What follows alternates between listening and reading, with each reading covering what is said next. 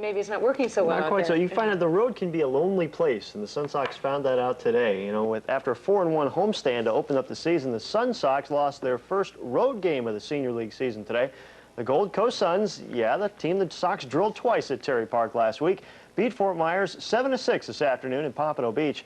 The Sox got roughed up. Sox starter Dennis Leonard got roughed up. It was 7-3 before Amos Otis hit a 3-run homer in the top of the ninth to get the Sox close, but 7-6 was as close as they got. Fort Myers falls to 4-2, and they'll play the Suns again tomorrow afternoon in Pompano.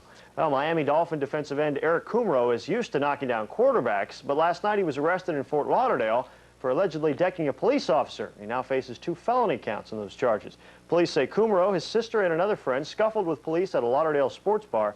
They were released on bond last night. The Dolphins say they're investigating.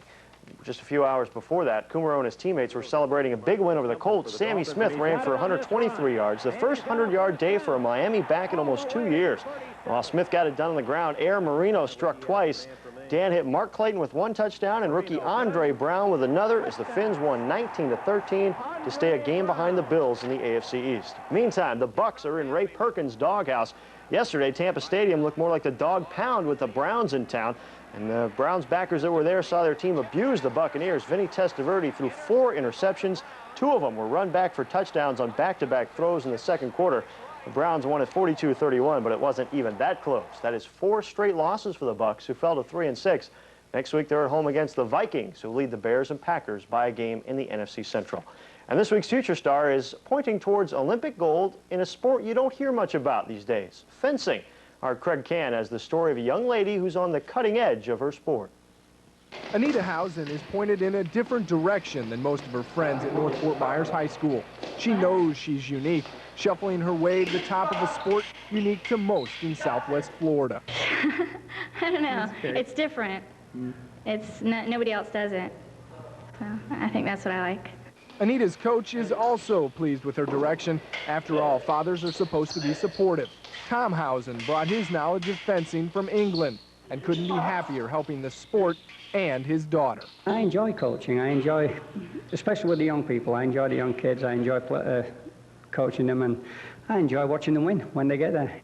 Anita is there. The high school junior ranks among the nation's 10 best fencers under the age of 20, and that success doesn't come without a little attention. No, everybody comments on it. I mean, they don't crack on me about it, but they comment on it all the time.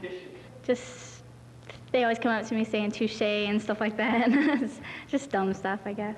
Anita is drawing other attention as well. The Air Force Academy is eyeing her fencing talents, and although she admits to being no better than an average student, what an opportunity it would be. I'd like to go to the Air Force Academy. It's a really nice college. I went there for the Junior Olympics, and it's really nice. I'd like to go there, though. I want to try to be a doctor anyway. I don't know how well that's going to go, but I'd like to do that. A future surgeon, no doubt, and a future star in the 1996 Olympics seems in reach as well. In Fort Myers, Craig Cann, Wink Sports.